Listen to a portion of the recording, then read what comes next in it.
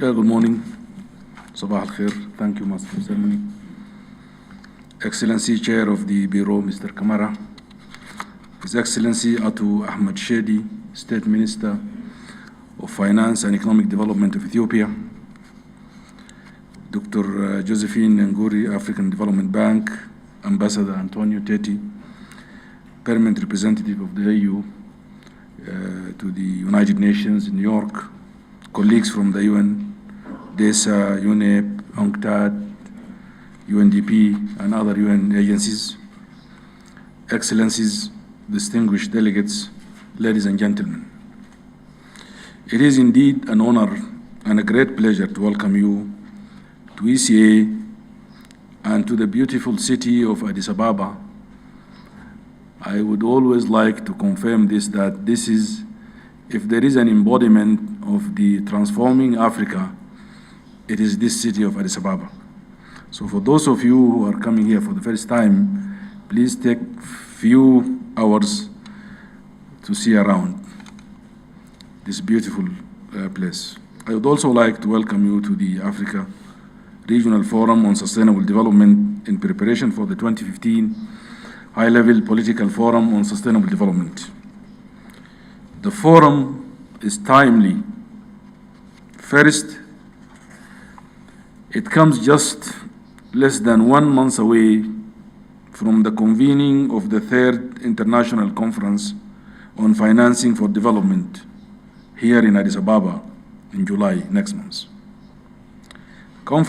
This conference for Financing for Development is expected to result in an intergovernmental, negotiated and agreed outcome, which should constitute an important contribution to and support the implementation of post-2015 development agenda. Second, it is being held today almost 3 months to the 70th regular session of the UN General Assembly, which is expected to adopt the post-2015 development agenda and the accompanying SDGs and targets. Third, it is taking place in the build-up to the 21st session of the Conference of Parties to the United Nations Framework Convention on Climate Change, scheduled to take place in Paris in December, to adopt new climate change agreement. Therefore, in addition to its objectives and expected outcomes, the forum will be useful in terms of consolidating gains made in preparing for these 3 major global events. The forum is being held for the first time following its establishment by the 8th Joint Annual Meeting of the African Ministers of Finance, Planning and Economic Development held in March this year. It aims to deliberate and agree on Africa's collective input in the form of key messages to the 2015 session of the High-Level Political Forum on Sustainable Development. It is jointly organized by ECA, the African Union Commission, the African Development Bank, in collaboration with the United Nations Department of Economic and Social Affairs, UNDESA, and the United Nations Environment Programme, UNEP, and the United Nations Development Programme, UNDP. I wish to take this opportunity to acknowledge all partners for their strong collaboration in supporting Africa, probably going back from Rio +20 and all through the process of post-2015 consultative process agenda, which has continued to yield very fruitful results. Distinguished participants, ladies and gentlemen, given the multidimensional nature of sustainable development and the diverse thematic issues to be discussed at the Global Forum, this meeting has brought together policymakers and experts from a wide range of disciplines across Africa and beyond. Gathered here today are representatives of government institutions in charge of economic, social, and environmental dimensions of sustainable development, as well as governance-related matters. I am pleased to recognize the presence of parliamentarians, various categories of major groups, regional and sub-regional organizations, as well as development partners. I would like to believe the representation of the African Permanent Mission to the United Nations in New York is particularly significant, as they are actively engaged in the intergovernmental negotiations at the global level. Their participation will facilitate direct interaction and cross-fertilization among delegates from capitals, representative of permanent missions here in Addis Ababa, and those in New York. This will contribute to ensuring that global agreements are adequately informed by national realities, with a regional agenda serving as an effective bridge. I therefore urge delegates to take this opportunity to engage in rich discussions with a view to arriving at a common understanding on the issues at stake, and to effectively convey Africa's views and positions on ongoing international consultations and negotiations at all levels. At this juncture, please allow me to share some reflections on the theme of the High-Level Political Forum 2015, Strengthening Integration, Implementation and Review. Rio Plus 20 provided the much-needed impetus for accelerating the implementation of sustainable development commitments and gave clear guidance on the institutional framework for sustainable development at all levels, including the establishment of the High-Level Political Forum itself. The conference acknowledges the need to mainstream sustainable development at all levels, integrating economic, social, and environmental aspects, and recognizing their interlinkages in order to achieve sustainable development in all its dimensions. The achievement of sustainability in national development requires a strategic approach, which is both long-term in its perspective and integrated in linking various development processes that are sophisticated enough to meet the complex challenges of sustainable development. Nowhere are these challenges more profound than in Africa.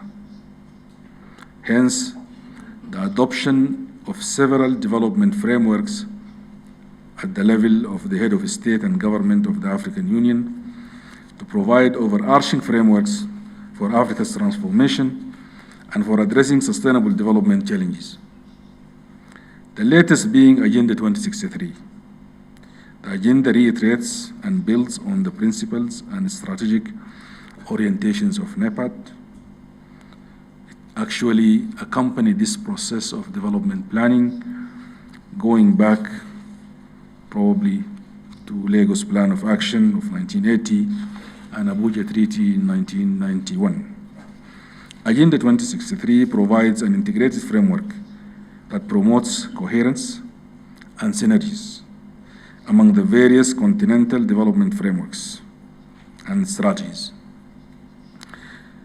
In their Common African Position, CAP, for the post-2015 development agenda adopted in January last year, the head of state and government of the African Union affirmed their collective interest to, inter alia, pursue structural economic transformation that promotes inclusive and people-centered development. The agenda subsumes the CAP and provides an integrated framework for the implementation of international commitments on sustainable development in Africa. Distinguished delegates, ladies and gentlemen, progress towards sustainability can be monitored through regular reporting on trends, changes in, and co-influence of the economic, social, and environmental dimensions of sustainable development. In September 2014, the UN General Assembly welcomed the report of the Open Working Group on the Sustainable Development Goals, which proposes 17 goals, as you know, and 169 targets. I am pleased to observe that Africa participated actively and contributed meaningfully to the process. The outcome document of the Africa Region Consultative Meeting on the SDGs held in 2013 was adopted as an input to the work of the high-level committee on post-2015 development agenda. Through the CAP, Africa has made substantial contribution to the Open Working Group proposal for SDGs and the SG synthesis report on the post-2015 development agenda. However, the work is only half done. Africa should continue to meaningfully engage in the intergovernmental process on the elaboration of an indicator framework for the SDGs. And given that development aspirations and processes are context-specific, African negotiators should ensure that this work takes into account regional and national context, as well as initial conditions. Given the weak statistical capacity in Africa, building capacity must be an important part of the post-2015 development agenda.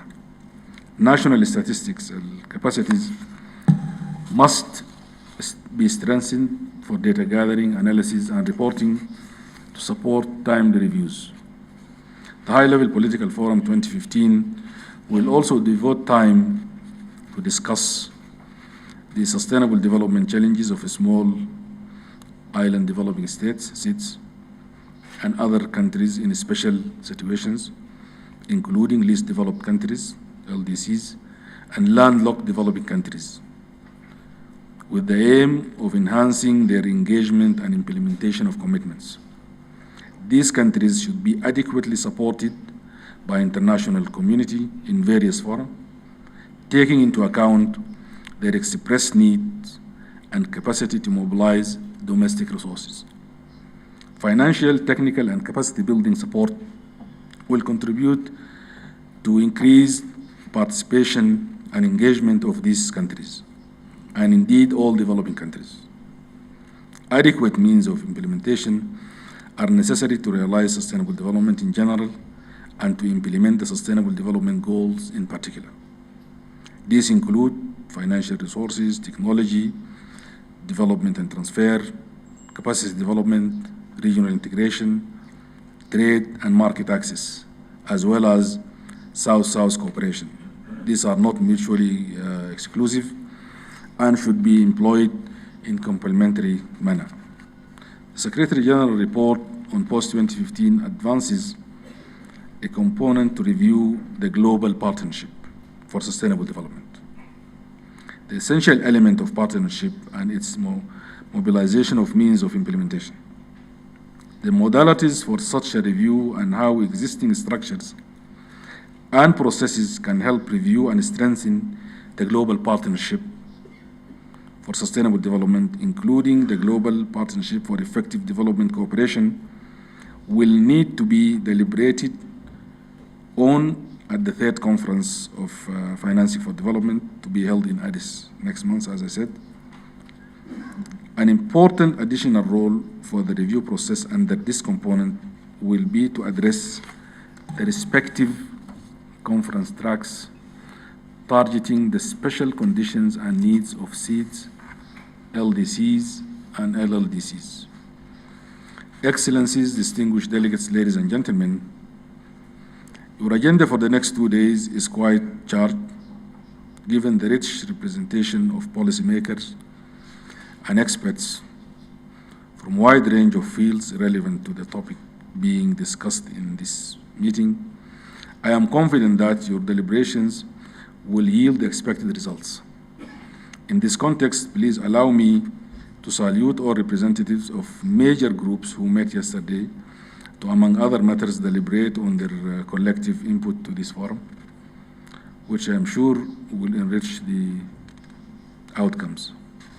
An important point to note is that your key messages to the High-Level Political Forum 2015 will enable Africa to present a united front and speak with one voice at the global forum in order to ensure that its priorities and interests are well reflected in the outcomes. Therefore, as you craft the key messages on the theme and other substantive issues that will be discussed in the High-Level Political Forum 2015, as Africa's collective input to the Global Forum, do bear in mind that this is a momentous opportunity that the region must seize to pave the way for its meaningful participation in the global institutional architecture for sustainable development, which will guide the implementation of the post-2015 development agenda and the SDGs. Needless to say, Africa should ensure that the high-level political forum and related United Nations institutions cater to the special circumstances and development aspirations of our region. Additionally, the operational modalities for the Global Sustainable Development Body should ensure effective linkages with the regional, sub-regional, national, and local level institutions with the principle of subsidiarity at its core.